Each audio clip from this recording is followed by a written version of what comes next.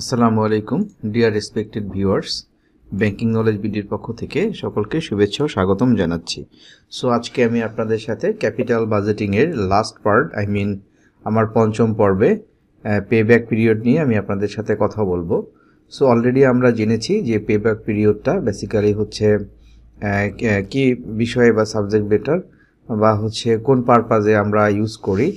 So আমরা capital বাজেটিংটাই মূলত হচ্ছে কোনো একটা প্রজেক্টে আমরা ইনভেস্ট করার জন্যে বা মাল্টিপল প্রজেক্ট যদি থাকে, সো কোনটাতে আমাদেরকে প্রফিটেবল হবে সেইটার মানে হচ্ছে ইন্ডিকেটরগুলা বা হচ্ছে কম্পোনেন্টগুলো আমরা net present value, internal rate of return, profitability ইন্ডেক্সের মাধ্যমে আগে দেখিয়েছি যে কিভাবে আমরা এটাকে অ্যানালাইসিস করব বা আমাদের ফিজিবল কিভাবে হবে সেটাকে কিভাবে আমরা ফাইন্ড আউট করব। এখন লাস্ট পিরিয়ডে হচ্ছে একদম লাস্ট পার্ট, পেব্যাক পিরিয়ডের মাধ্যমেও কিন্তু আমরা অ্যানালাইসিস করতে পারি। ওকে, সো এটা অ্যানালাইসিসটা আমরা আজকে দেখব। সো ফার্স্ট হচ্ছে পেব্যাক পিরিয়ডটা আমাদেরকে কিভাবে হেল্প করে একটা প্রজেক্ট চুজ করার ক্ষেত্রে।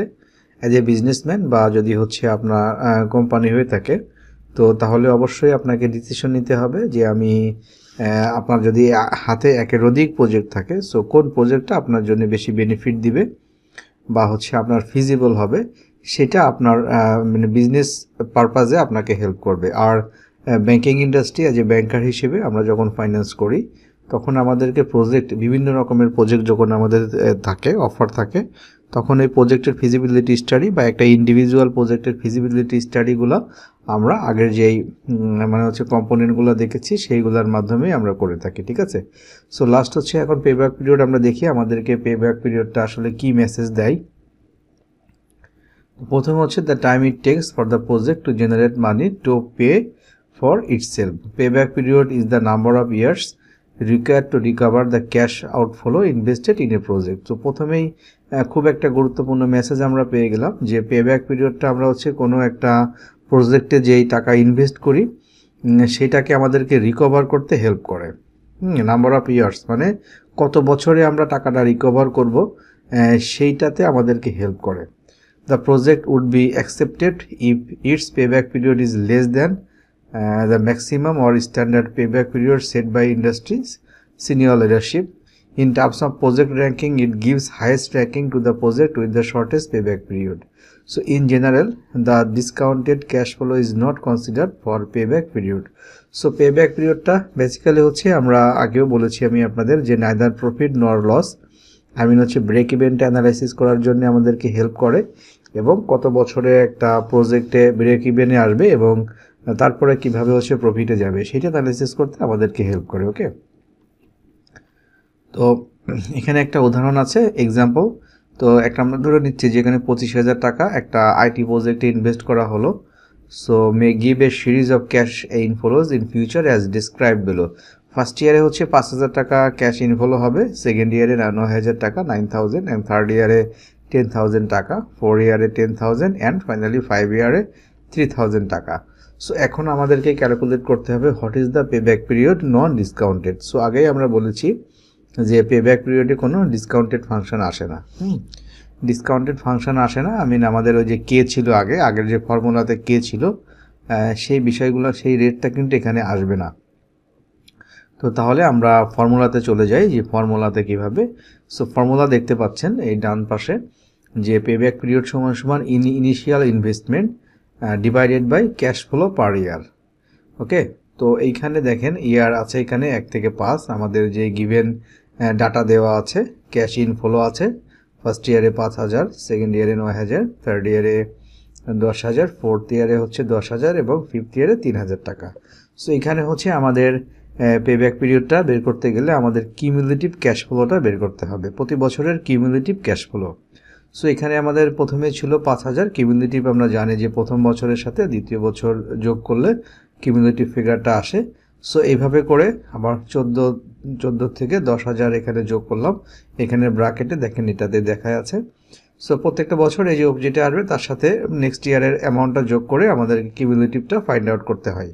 সো ফাইন্ড আউট করার পরে এখানে পেব্যাক পিরিয়ড দেখেন ইনিশিয়াল ইনভেস্টমেন্ট এখানে যদি 500 আর ক্যাশ ফ্লো পার ইয়ার, তাই না, ক্যাশ ফ্লো পার ইয়ার, প্রতি বছরে কি পরিমাণ ক্যাশ ফ্লো হচ্ছে। সো এটা যদি আমরা ক্যালকুলেট করি তো রেজাল্টটা বেসিক্যালি কি আসছে, পেব্যাক পিরিয়ড নন ডিসকাউন্টেড, এটা আপনার 3 বছরে 1 মাস এবং 3 বছর 2 মাসের মাঝামাঝিতে এখানে আমাদেরকে পড়ছে। হ্যাঁ, সো যে আমাদের আসলে কোন কোন পজিশনে আমাদেরকে হচ্ছে নেদার প্রফিট বা নর লসটা আসে। ঠিক আছে, সো এইভাবে করে কিন্তু আমরা পেব্যাক পিরিয়ডের মাধ্যমে আমরা আইডেন্টিফাই করতে পারি যে কত বছরের মাধ্যমে যে টাকাটা ইনভেস্ট করা হয়েছে সেই টাকাটা উঠে আসবে। হ্যাঁ, দেন হচ্ছে পেব্যাক পিরিয়ডটা আমাদেরকে এইভাবে মেসেজ দেয়, তাই না? আচ্ছা, এখন আমাদের লাস্ট হচ্ছে আমাদের কিছু মোস্ট ইম্পর্টেন্ট ফ্যাক্টর আছে যেটা আমাদেরকে কোনো প্রজেক্টের ফিজিবিলিটি স্টাডি বা আমরা যখন বিজনেস পার্সপেক্টিভসে আপনারা যখন ইনভেস্ট করতে যাবেন প্রজেক্টে, তখন কি পয়েন্টস মানে খুব মানে হচ্ছে ইম্পর্টেন্স ফ্যাক্টরগুলো আপনাদেরকে মনে রাখতে হবে, যে এই হাইলাইটিং যে ফ্যাক্টরগুলো আছে। এবং ফাইন্যান্সিয়াল অর্গানাইজেশনের ক্ষেত্রে যখন প্রজেক্টে ইনভেস্ট করতে যাবেন তখন আমাদের কিন্তু অবশ্যই এই কি পয়েন্টসগুলো আমাদের মনে রাখতে হবে। সো এনপিভির ক্ষেত্রে হচ্ছে always choose project with highest NPV. যখন এনপিভিটা হাইয়েস্ট আসবে যেখানে, সেই এনপিভিটাই কিন্তু আমাদেরকে মানে চুজ করতে হবে। তার মানে হচ্ছে নেট প্রেজেন্ট ভ্যালু হাইয়েস্ট যেখানে আসবে সেটা আমাদেরকে চুজ করতে হবে সেই প্রজেক্টটা।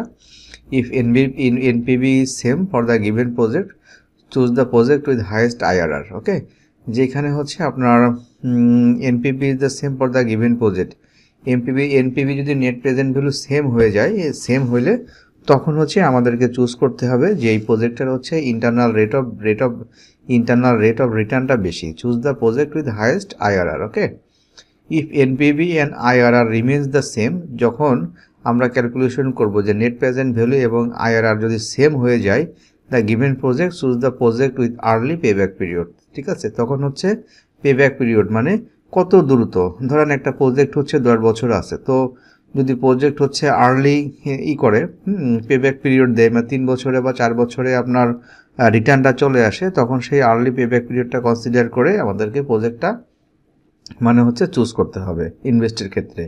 তো এনপিভি আর এনপিভির আমরা সূত্র জেনেছি অল ক্যাশ ইনফ্লো, এখান থেকে ক্যাশ আউটফ্লো বাদ দিলে হচ্ছে নেট প্রেজেন্ট ভ্যালুটা আসে। এবং পিআই হচ্ছে প্রফিটেবিলিটি ইন্ডেক্স, এই প্রফিটেবিলিটি ইন্ডেক্স হচ্ছে অল ক্যাশ ইনফ্লো থেকে ডিভাইডেড বাই ক্যাশ আউটফ্লোস, এই ডিভাইডেড করলে আমরা প্রফিটেবিলিটি ইন্ডেক্সটা পাই। দেন হচ্ছে আইআরআর হচ্ছে discounted rate at which the NPV become zero. Okay, যেখানে হচ্ছে এনপিভি জিরো হবে সেই ডিসকাউন্টেড রেটটাকে হচ্ছে আইআরআর বলা হচ্ছে, internal rate of return.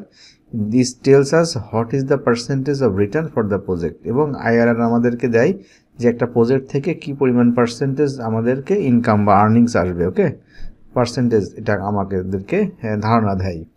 And payback period is the major consideration for every project, business or organisation.